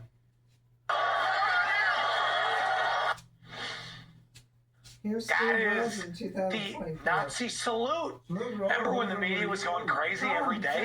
They said Elon Musk was a literal Nazi because the way he waved his hand. I don't know. Looks pretty bad to me. When the guy talks, just know lies are coming out of his mouth. I gotta tell you, Zoran here said that he wants to, let's go over this for a minute while we got some time. He wants to tax white neighborhoods more. He wants to decriminalize prostitution. He wants people in New York City not to get a police officer to come to save you when you're in a problem. He wants social workers to come because in his mind, crime and jail are artificial constructs created by the white man, the colonizers, or whatever that is. And of course, most importantly, he wants to turn New York City not into a place where you can go into a grocery store, you shop for your family. No. Government-run grocery stores, because it's all about collectivism now, baby. You don't have a choice. That is what he said. People say to me, Mike, what's going to happen? Is it really going to get that bad? And I'll tell you this. On Law and Order, Zoran can do what he wants to do on day one. He can do that. It's sad. It's unfortunate. So buckle up, New York City, too. When it comes to these programs with housing, landlord, tenants, You're not going to be able to rent an apartment anymore in New York City because why would a landlord not wait it out after this guy says, if you don't want to pay your rent, go ahead. You can squat. Why would anybody want to live in New York? And how are you going to get an apartment in New York if nobody wants to rent it to you anymore because this guy is at the helm? It is a dangerous time. But New Yorkers are going to stay together. We are strong. We are resilient. We built this city, and we're not going to let some foreign Ugandan thug ruin it. Ladies and gentlemen, stay strong, New York. We're going to rescue it big time. I'm Mike Crispy. Thanks for tuning in to Real America. Wow, long story. It's not opinions. I just want to let you know that I'm all the Alrighty, folks, 2026. Come on, let's do this. A couple of days in. My first guest is our own Rev, host of Law and Border, who heads out with the Border Patrol and ICE agents to find out what's really happening on the ground. Not what you hear on the mainstream, lamestream, progressive leftist media, because it's all BS. Here, real America's voice, real boots on the ground at the border. Happy to have Ben Berquam back with us. Ben, what a year, what a year, what a year it's going to be. Let's look back. Let's talk a little bit what was working and what has not been working over the last 12 months, and then we'll take a look forward. Tell us where we are right now, looking into 2026, knowing how Trump has changed the border rules and what we should expect over the next 12 months. Well, first off, President Trump stopped the bleeding, and that was the major thing. Joe Biden, the Democrats, in the last 4 years of his administration, allowed the largest invasion in American history. We saw millions, low estimates, 10 million, conservatives, somewhere between 15 and 20 million illegals that were let into the country on this paroled release idea. And President Trump came in and showed immediately, right away, in the first day, in the first hours of swearing into the oath of office, again, that it was all BS. He shut down the border. Within the first day, the border was almost completely sealed. They ended the paroled release of illegals into America. They ended the CBP One app. They turned it into the CBP Home app. They had Border Patrol actually do their job rather than be cartel Uber service. And they allowed ICE to go after illegals in our country. And that was the shift. You saw our borders are secure now, both southern and northern border. You do have the cartels still operating. They're still working on getting their drugs into their people, but it's manageable at this point. And now what President Trump is doing through Tom Homan and Kristi Noem and Rodney Scott is actually sending ICE and Border Patrol and all of the branches. This is the biggest difference between President Trump and any other president, is this all-of-government approach to fix this problem, sending them in to pick up the illegals. And then within that, and the illegals that were sent in all over the country by the Democrats in the last administration. So we're going to pick up all those illegals, plus all the other illegals that were let in over the last 30 years. And in doing that, the same organizations that invited, encouraged, and trained illegals on how to game the system and manipulate the system and commit fraud once they got here are the same ones that are obstructing and getting in the way and protesting ICE as they go in after these bad guys in every community across America. So it's a night and day difference. You know, Ben, I'm watching as you speak. You can see the breath coming off your voice. You're in Fresno, California, right? You know, I'm looking at the crop behind you. Fresno, well known for producing a lot of fruits and nuts, and I'm talking about crops, not necessarily the other kind. But interesting statistic: about 60,000 farm workers in Fresno, more than half are undocumented. Oh, I wrote this. Merry Christmas and Happy New Year to everyone. Well, look, this is the whole nonsense, the game that's been played for years. This is where you get this idea of illegals do jobs Americans won't do. And this was all actually, you want to go back, you get to the base of where that whole nonsense argument came from. It was really, you have to go back in the early 20th century, the New Deal, the Great Society. So you had the New Deal coming out of the Depression, then you had the Great Society, LBJ. And basically what you did in both of those scenarios is you took the incentive for working Americans and took it away from American citizens and said, well, you can live on welfare now. We'll take care of you. The government will take care of you. Single moms, we'll take care of you. You don't need a father in the household. And what you did was you created this undercurrent of low-wage jobs for people that originally were done by migrant workers. So the Central Valley has used migrant labor for years and years and years. They used to be called the Bracero program. They brought in, these were legal immigrants. They would come in, they'd work every winter or the summer, depending on when the crops were being harvested. They would do the entire West Coast. They'd start in California, they'd go up through Oregon and then Washington because the seasonality of the crops. And then they'd end up going back to Mexico every year, and they'd take the money that they made back to Mexico. Ironically, that entire program was actually killed by the United Farm Worker Labor Union under Cesar Chavez. And so this is one of those things that nobody talks about. Cesar Chavez, they act as like this champion for illegals. He actually had goons that would go round up illegals and take them back into Mexico. They wanted to protect American migrant farm workers, and they didn't want the illegals coming over, or even the legal migrants coming over. So there's a long history of illegal and legal migrant farm work that goes on in the Central Valley. But the reality of it is, all of these jobs are jobs that originally were done by American citizens, that were low-wage jobs, that were basically stepping stones to other jobs, and even younger age. I started working for $3 an hour, shoveling manure and digging trenches up in the mountains of the Sierra Nevada in California, and I realized if I worked really hard, I could make $4 an hour. This whole concept of hard work and labor and an honest day's work is just it's lost in this society. And so the moral of the story is, yes, now there's a major illegal alien workforce that works in California, and you have Democrats coming out and saying, oh, President Trump, all these policies are hurting these jobs, these migrant farm worker jobs. Well, it's a false economy that was created, sadly, because of bad policies in the past. And the reality is all of these jobs could be done by American citizens. And I have a very simple solution. If you're on welfare, you should have to go out and pick crops. If you're an able-bodied person and you're sucking off the government, you should go out and do a job that so-called Americans don't want to do. But every single job, now it's not just farm labor, it's hospitality, it's restaurants. Just about every industry in California and across our country has been invaded, for lack of a better term, by illegal alien workers because they'll do the jobs. And a lot of these businesses, the sad truth is they just want cheap labor. And whether that's slave labor from Mexico or Central America or Africa or the Middle East, so they'll take it. So you have this entire economy based on a false economy. So here's a question then, and you make a great point. What is the going rate for labor from migrant picking crops, and is it the same for an American citizen who's doing it? About half of them are, and the ones that are here illegally. Do they distinguish if you're here legally or illegally? How much they're going to pay you an hour? Or so what is the number?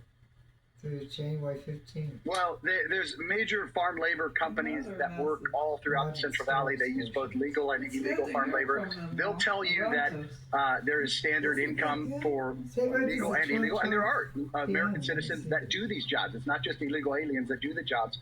They'll say that they get paid the same. The reality is it's not true. So the illegals they're a lot easier to manipulate. The cartels are involved, not just on the Mexico side, but on the America side. They extort a lot of the illegal alien farm workers. A lot of the illegal aliens that are working in the farm industry are also working for the cartels on selling drugs, and so there's this entire black market, gray market economy that goes along with it. But you have the actual numbers. They should be making the same money. But the reality minimum wage is what, $7.35 an hour in America. But are these people being paid $10 an hour, $12, or are illegals being paid $5 because they're as you point out, they might be doing side jobs, side gigs, side hustles, distributing or transporting drugs. Can you just give me a sense of what a farm? Legally they're all making minimum wage. Typically, significantly more than that, and it all depends. It's typically batch work. So the more you pick or the harder you work, the more you make. But the reality is, knowing a lot of the guys that work in the industry, the illegals are much easier to take advantage of, and will work for a lot less. Got about a minute or so, Ben. So this whole idea of self-deportation, we're giving them a couple $1,000 to deport themselves. A lot of Americans are upset about that. Like, what the hell are we paying someone who broke the law to come into the country, paying them to go back to their own country, a number when so many people are struggling right here in America? What's the sense on the ground of that program? Well, look, it's a opportunity cost. I would just couch it as that. So you're going to pay them one way or the other. They're taking advantage of our system. They're taking advantage of our healthcare, our education system. They're costing us a hell of a lot more than $1,000 or $3,000. And I'll just give you an idea.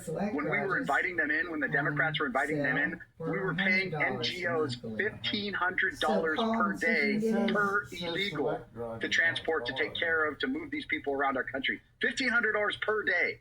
So, when you look at opportunity cost, the net it is a far better deal for the American citizen to give them $1,000 and give them a plane ticket and get them out of here, or $3,000 than to keep them here and allow them to keep gaming our system. All right, Ben, we're going to leave right there. Ben Bergquam, that's the reason why one of his shows, one of the most popular shows on Real America's Voice, Law and Border on Rev. Ben, thank you so much. Be safe, my brother.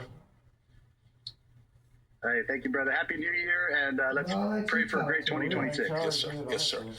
All righty, folks, let's be blunt, okay? Gold is up around 70% this year alone. Just this year. That's not speculation. That's reality. And if a portion of your savings isn't diversified into gold, you're missing the boat. Here are the facts. Inflation still way too high. The U.S. dollar still too weak and getting weaker by the day, and the government debt insurmountable. $38 trillion. That's why central banks around the world are flocking to gold. They're the ones driving prices up to record highs, but it's not too late to buy gold from Birch Gold Group and get in the door now. Birch Gold will help you convert an existing IRA or 401k into a tax-sheltered IRA in gold. What that means is you don't even have to put up any more money. Not a dime out of pocket. Just convert it. Just text the word America to 989898 and claim your free info kit on gold. There's no obligation, just useful information. The best indicator of the past is always, best indicator of the future is always the past. Gold has historically been a safe haven for dozens of years. What else can we say? Nothing. Text that word America to 989898 right now and claim your free info kit on gold. That's America, and do that to 989898. Protect your future with Birch Gold Group, as I do myself. Alrighty, folks, the edge. Here's what I'm seeing. The men finding their edge right now, they're not casual viewers. They're builders. They're fighters. They're survivors. This channel isn't growing, and it's growing fast, huge. It's growing not because we're chasing attention. It's growing because we respect the audience, you. And when that happens, momentum becomes inevitable. So if you've been waiting for a space that treats strength seriously, you just found it. I just want you to do this. Take your phone, take your camera, aim it at that QR code. A little yellow line comes, just hit it. Again, I promise you, never going to ask you for a penny. We just want to show YouTube how fast we're growing, and we're exploding. Top 1/10 of 1% of all YouTube channels. 100 days in, 8,000 subscribers, almost 300,000 views. Incredible. So please subscribe today. Make your 2026 resolution. Find your edge. Learn how to use that edge.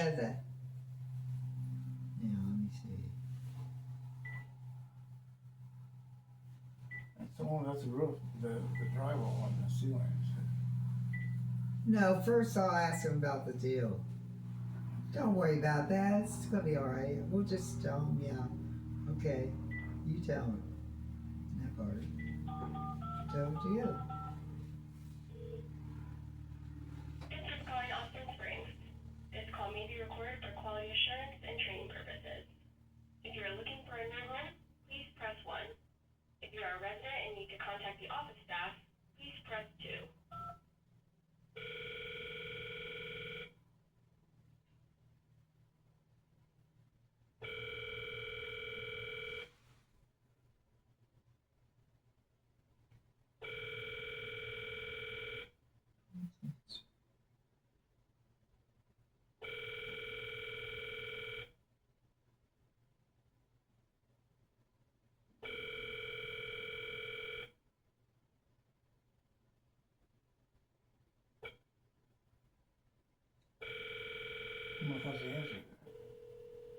Well, maybe.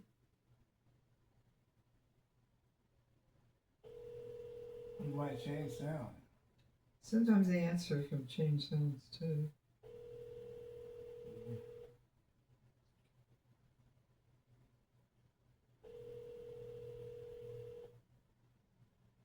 Thanks for calling.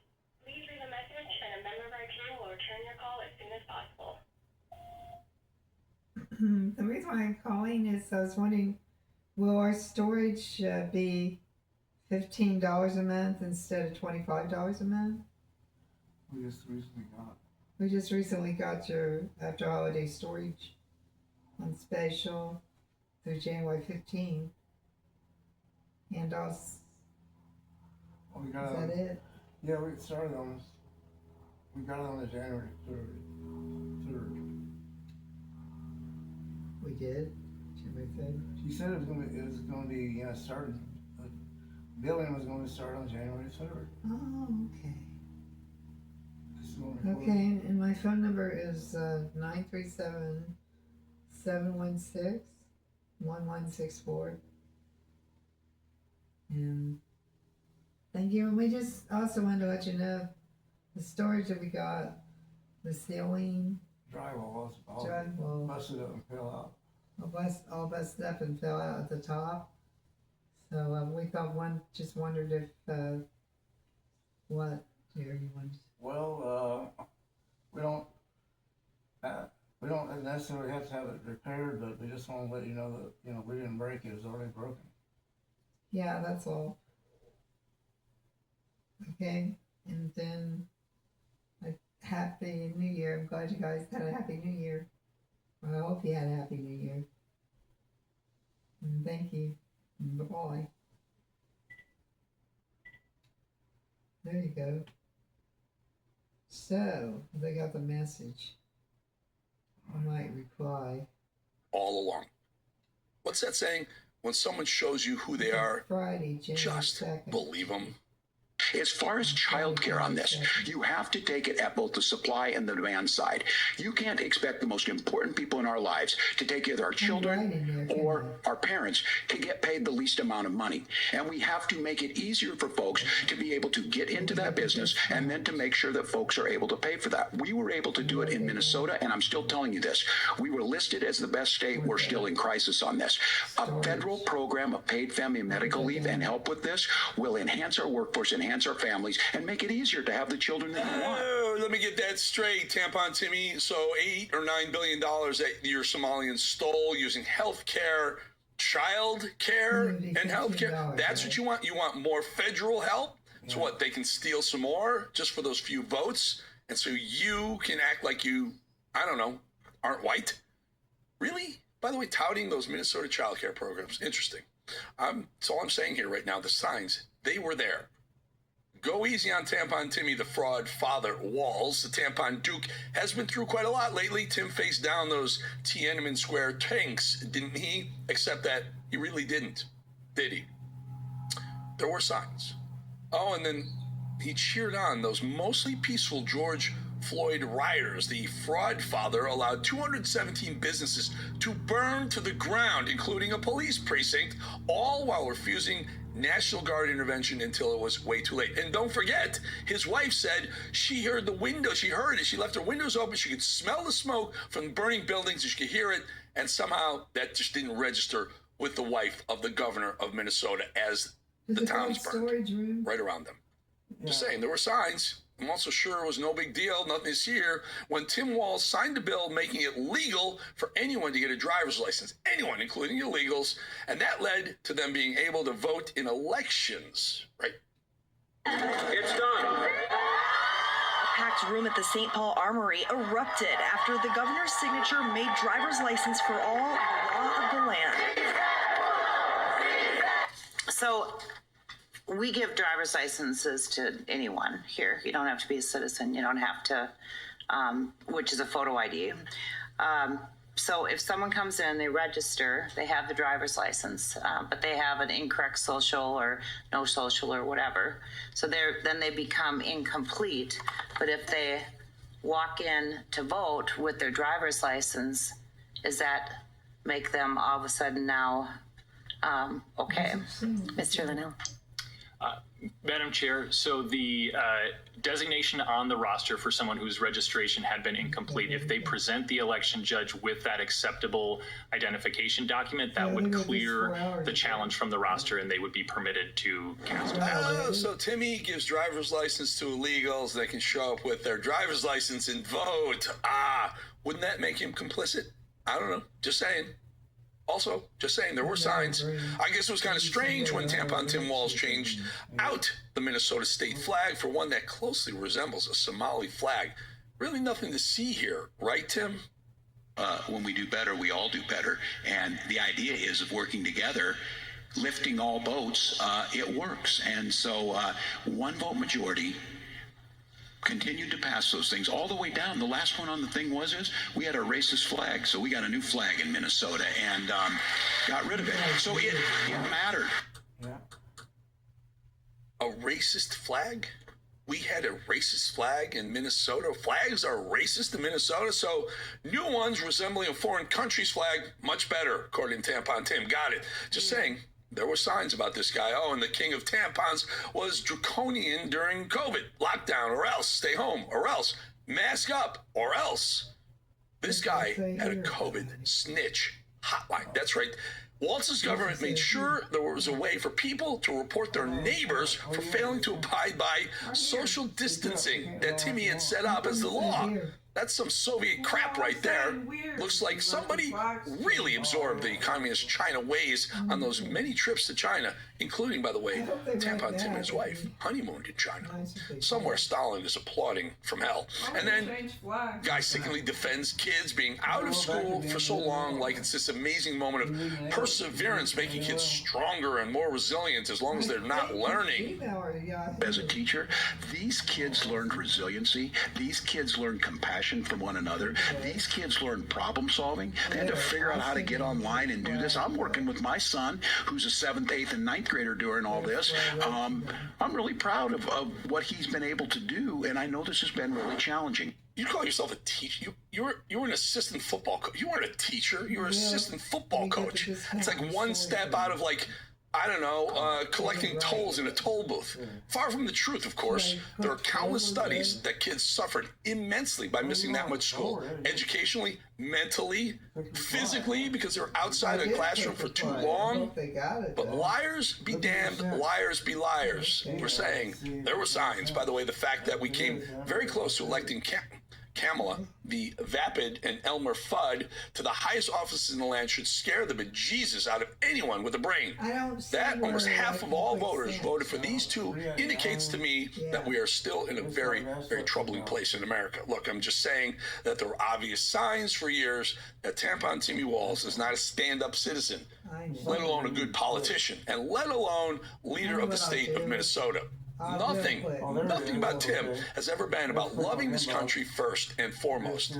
His love for China, his distortion of the truth about his military service, and the incessant need to put a minority group well above the needs of all others purely in the name of, pandering for future votes.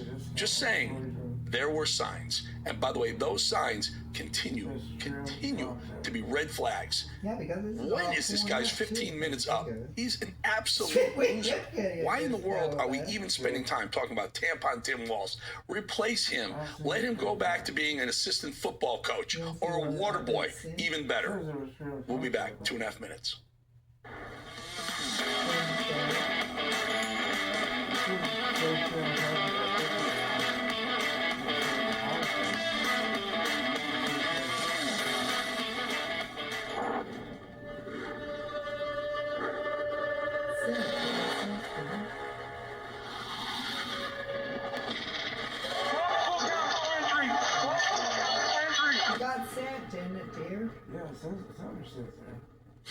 The radical left knows exactly what they're doing. They want to steal the election.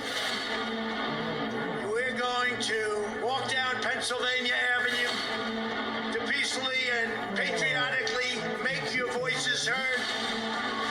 Events in Washington have taken a violent and tumultuous turn.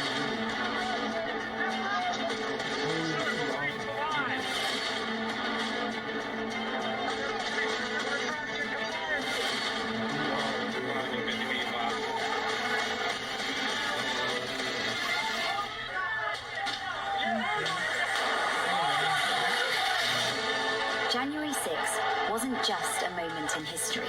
For thousands of Americans, it was the moment their voices were taken. It's insurrection. They were persecuted, hunted. Seditious conspiracy. But behind prison walls, something unexpected happened. They found their voice again. Started singing the national anthem. We took it up to him in Mar-a-Lago. It was amplified voice. Our supporters made this go platinum. Real America's Voice is telling the real story of January 6th, like you've never seen it before. Everybody, this must be peaceful. This is not the story you were shown. I take responsibility. This is the story they lived. Government entrapment scheme that this actually was. The J6 Patriots are no longer staying silent. They are speaking, they are standing, and they are telling the truth. You can't kill us. You can't beat us. They tried to silence them. Instead, they woke up an entire nation. The Sleeping Giant. Coming soon. President Trump delivered on his promises, but we can't get complacent. None of our America First agenda will be secure until we build the Red Wall. Turning Point PAC is building the Red Wall in Arizona, Nevada, and New Hampshire, key battleground states where conservatives outnumber Democrats. We're funding door knockers who will win the next elections in 2026, 2028, and beyond. Today, we're asking for your immediate support. Donate at tpraf.com or scan the QR code now to fund our field That's the saying they use. Hey folks, it's your friend John. Sleeping Giant. No, I'm just looking now. See if I see any birds. The government wants to know where you shop. If you bought a Bible, or you shop at a sporting store, you're probably on this. You better know where to go because Americans Sleeping Giant is dead. privacy and security. Oh, I had to turn it on.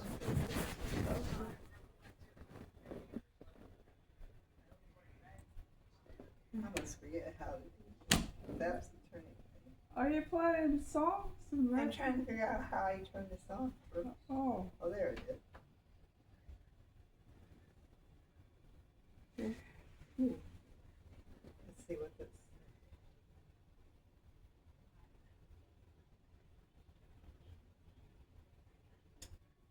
That's a tuner. Thought you knew how to use the record player. This is weird. Do you know how to use it? The volume feels weird. Oh, it's not too loud. No, it's kind of a loose volume. It's weird. Let's see. So one of them turns it on. Don't tell me it's broke. It's plugged in.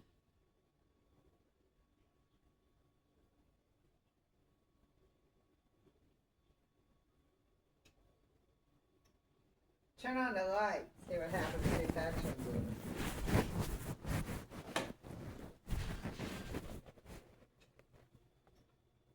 Try the other light.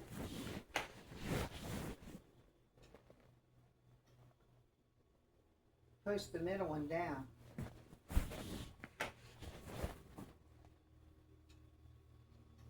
My radio don't work. Let me think. It is plugged in. Let me see something. May have to get a new radio. It's broke. Broke? I bet you they jarred it around when they were moving it. They weren't gentle. Just be quiet. What a I shame. always buy a new one. Don't get upset. Okay. I don't know how to be upset. You like entertainment. Oh, there it's on. Oh, It's yeah. on. I didn't know how to turn it on at first. Oh. Oh, praise God. I thought it was broke at first. Well, I hear country music playing. Uh-huh. Yeah, it sure does sound like country music. I thought it was broke at first. There's phono. That's how you play it. This is neat, isn't it? Now you can try out the record player. Yeah. There it goes. Hopefully it's not scratchy. It just doesn't open up all the way.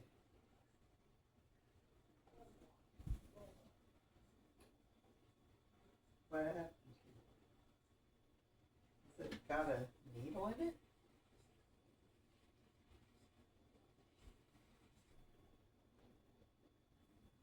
Oh, I didn't have it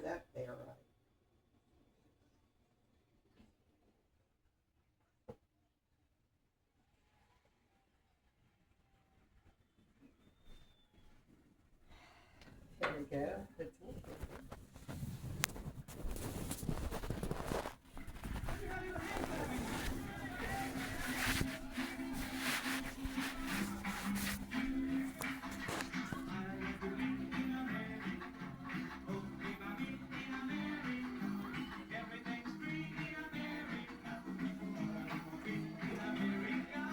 Oh, there's a CD in there. There is? Uh-huh.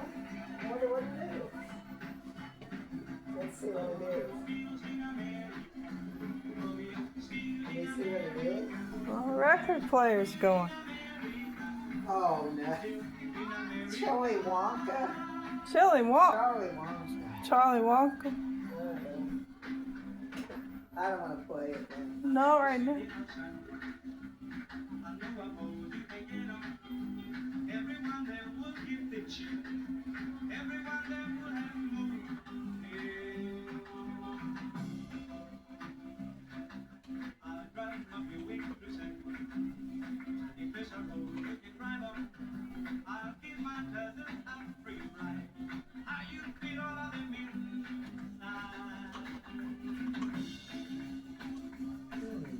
Hits the wall.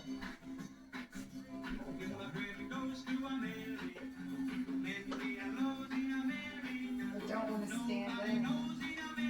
Well, just see the record player spin. They don't stand up.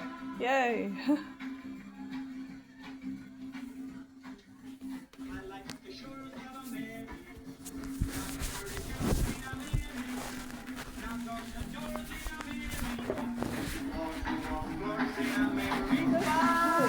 Neat. You could see the record player. The sound stereo and the front door. Yes. I'd like to go back to someone. Why don't you shut up and get gone? Try to do this. I don't know where all my other albums Is are. it okay if I do this? Yeah, that's probably the only album I have. Yeah. Is here. I don't have any other albums, so I The just had best to buy some. part is I'm doing the I thing. know where to get some. That one discount store would have albums. The best part is I get to show it on film. How about, oh yeah, like on YouTube? Yeah, cool.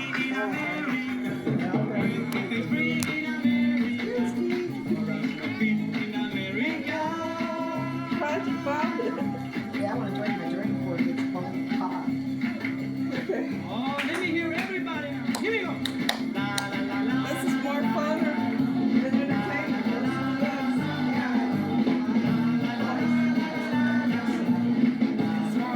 The best records you found, Mom.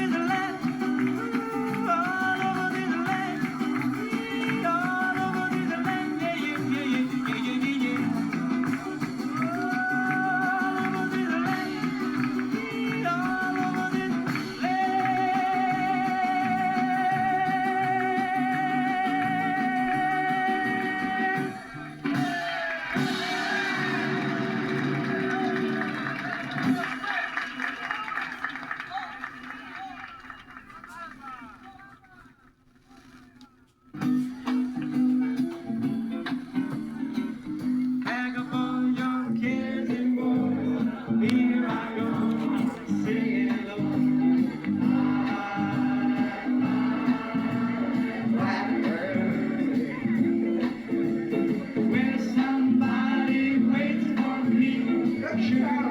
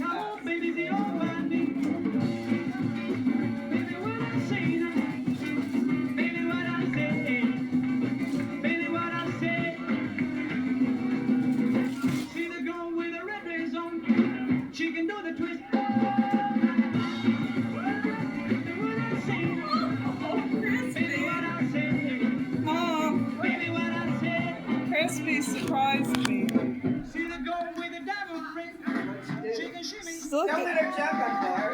No. What are you doing, Chris? Close it. No. Before she gets in there. No. Will you close it? I will. How am I going to figure this out? Lift it up first. There. That was a close one. She's really curious about that spinning thing. Oh no. I caught you in the act. I also got her on film. Well, I also catched her on the film. On her face. You okay, honey? Oh, how'd you get up here? Oh, crispy. I just didn't mean to panic like that. Are you okay?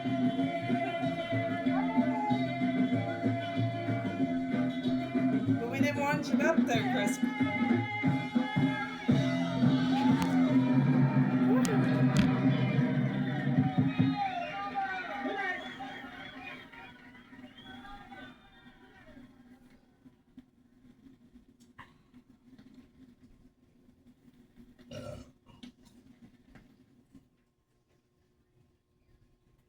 Got coffee. Your cats are really fast. It's weird. She didn't let me set my phone down, and she would get up there really fast. I would put my phone down. She's a stinker. Yeah, she's Now, do me a favor. curious cat. What you doing, sweet? Oh, you okay, honey? Can you make me some pop? Oh, I'm touching her back. Patting her. Make me some popcorn. Oh, she's such a baby. Is it over? Yeah, on that side. Oh. That Make was... sure it went over. I'll check. Crispy? Let me check.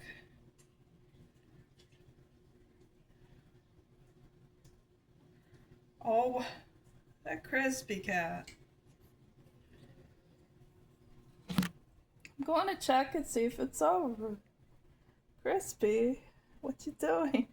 You looking at that phone? Oh my goodness, that's too Just open it up. small, but she's going over to...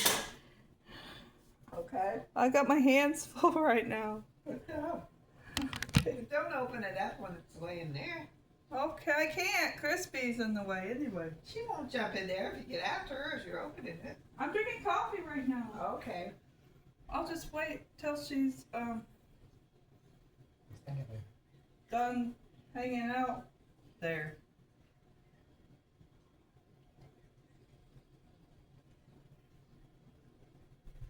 You like American music too? I hope that needle lifted up and it's not still spinning around. I hope so too.